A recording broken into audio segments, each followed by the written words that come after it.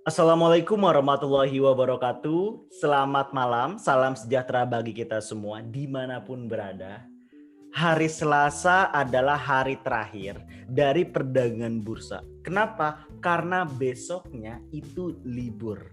Ada selalu kegiatan atau apa istilah bilangnya transaksi yang suka di atas nalar yang mengakibatkan bursa bermacam-macam jika besoknya itu libur gitu. Seperti yang kita bicarakan kemarin bahwa rata-rata IHSG itu akan backbone. Kenapa? Karena pilar-pilar atau backbone dari IHSG itu sendiri sedang mengalami kenaikan gitu. Jadi jangan menyalahkan kalau misalkan ini udah mulai kayak ribon-ribon dikit lah, walaupun sebenarnya ribon-ribon samar gitu. Oke, kurang lebih 30 menit ke depan bersama gua Fajar Sidik di Seni Pasar Modal Channel edisi 25 Mei 2021. Gua akan nemenin semua ngebahas IHSG apa sih yang terjadi di hari ini gitu. Dan kira-kira hari Kamis nanti itu akan seperti apa? Mungkin di video selanjutnya ya. Untuk saat ini kita fokus ke video atau masalahnya topik di hari Selasa ini gitu. Karena cukup-cukup menarik untuk perdagangan bursa hari ini gitu. Oke, kita mulai saja. Di sini gue screen share. Seperti biasa, sini IHSG menguat. IHSG menguat, bisa dilihat di sini selalu ada top gainers dan top loser ya. Top gainers hingga siang tadi itu dipegang oleh Medco, Pegas, PTPP, lumayan. Artinya blue chip ini ya, LQ45 yang megangnya 5,19%, 4,74 sama PTPP 4,63.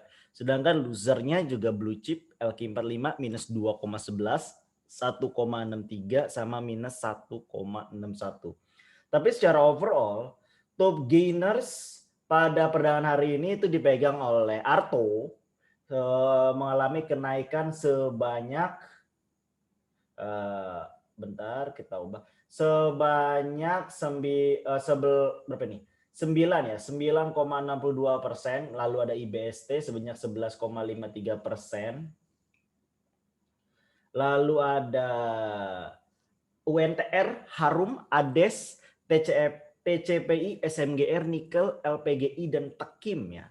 Itu adalah emiten-emiten yang kurang lebih ada blue chipnya. Ada blue chip tapi dia mampu mengalami kenaikan artinya di sini. Lalu sedangkan losernya untuk perdagangan hari ini itu adalah STPS berapa ini? Bentar di loads.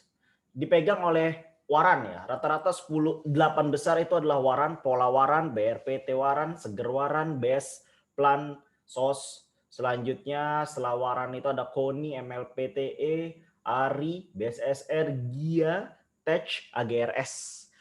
Sehingga kalau misalnya kita bisa menyimpulkan bahwa untuk perdagangan hari ini ya backbone atau misalnya emiten-emiten blue chip sudah mulai bangkit nih. Udah mulai bangkit, udah mulai bergerak kembali gitu. Walaupun nggak terlalu signifikan, tetapi ini bisa menjadi tanda awal. Tanda awal tinggal bisa melihat momentum di sana apa enggak. Bisa mengambil kesempatan di sana di harga yang tepat atau enggak itu. Oke, di sini adalah IHSG. Jadi ini gue pakai tradingview.com, bisa dilihat IHSG. Kita lihat chartnya.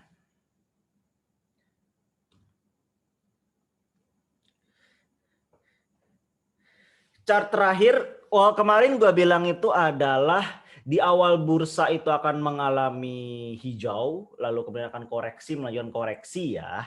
Karena di sini adalah pola kontinuitas yang terbentuk, tapi ternyata hari ini ditutup dengan hijau, artinya dia memang sudah duduk manis di 5.700. Ini adalah persiapan, ini namanya fase konsolidasi ini. Kalau udah kayak gini, dia lagi menentukan arah nih, mau melanjutkan turun apa naik gitu. Untuk hal itu kita ngecek di yang namanya adalah ADX. Jadi kalau udah ngelihat fase kayak gitu, kita lihat di ADX nih. Lihat momentumnya masih kuat.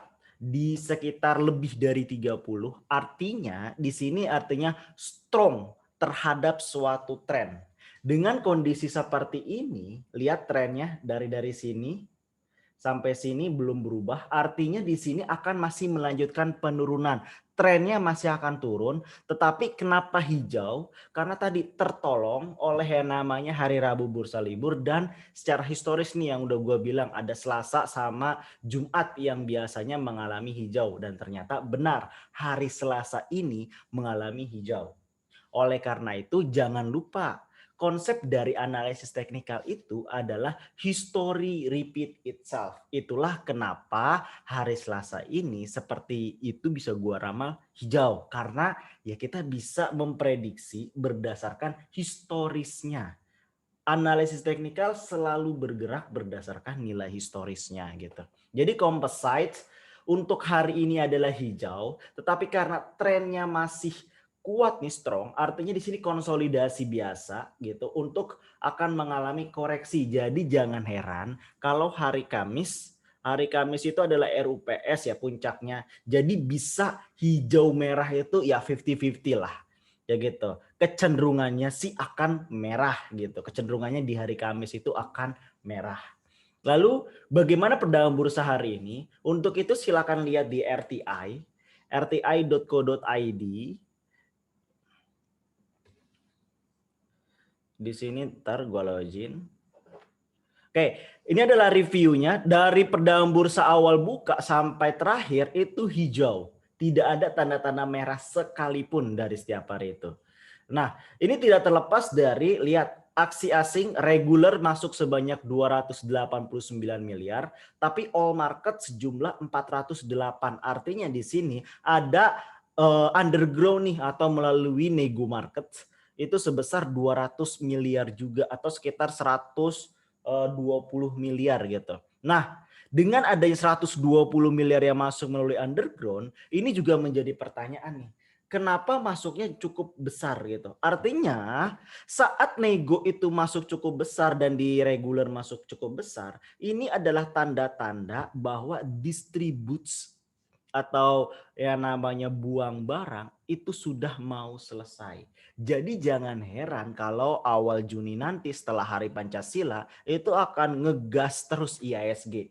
Tidak akan balik lagi seperti harga sekarang di 5.800 gitu. Jadi be careful dan cerdaslah dalam berinvestasi. Kenapa? Lihat aksi market masuk sekarang daripada kemarin itu sekitar cuma 9T ya, 9,1 9,2 T. Nah, ini 11,8 T. Ada penambahan 2 triliun yang masuk pada perdagangan hari ini. Ini cukup menggembirakan ya. Semoga ke depannya perdagangan value per harinya itu bisa mencapai normal yaitu sekitar 20 T. Amin, amin ya robbal alamin gitu. Kenaikan IHSG itu tidak terlepas dari tentunya isu-isu yang berkembang ya, isu-isu yang berkembang yaitu adalah di sini adalah dari economic globals ya, saham teknologi dongkrak Wall Street di tengah ketidakpastian The Fed. Itu adalah isu yang pertama, artinya isu globalsnya. Lalu ada bahwa Sri Mulyani Menteri Keuangan kita itu yakin bahwa di kuartal ketiga atau kuartal kedua atau kuartal ketiga gitu Indonesia itu akan mengalami pertumbuhan yang positif kurang lebih 5%. Yang jadi pertanyaan sekarang ini negara Indonesia yang surplus 5% pertumbuhannya apa negara tangga? Kenapa?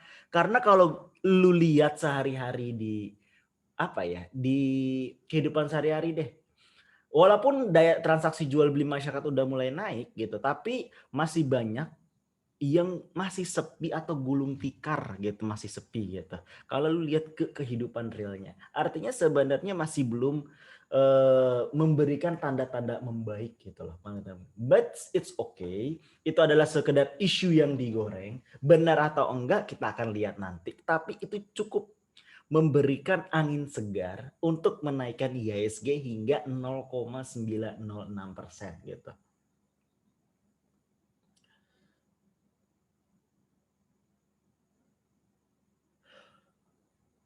Ada kabar buruk, RUPS Adikarya itu memutuskan absen bagi dividen. Rombak jabatan direksi. Wah, ini salah satu kabar buruk ya untuk para investor karena tidak bagi dividen. Ini bisa jadi salah satu titik kekecewaan sendiri untuk investor. Kenapa? Karena investor itu mencari terhadap dua hal. Yang pertama adalah namanya capital gain, dan yang kedua adalah dividen. Saat salah satu tidak terpenuhi, biasanya investor itu tidak puas dan akhirnya akan move dari emiten tersebut gitu.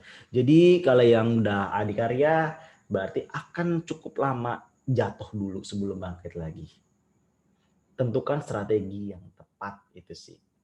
Ada kabar positif dari ERA ya, akan menambah 300 gerai. Anggarkan capek 300 miliar. Wah, ini akan menangki. Dan dia bagi dividen sebanyak 219,39 miliar. It's good gitu. It's good untuk ERA. Akan mengalami kenaikan, bisa jaya kembali seperti beberapa tahun silam, yaitu naik hingga 2.000 bahkan 3.000 ya kalau nggak salah gitu.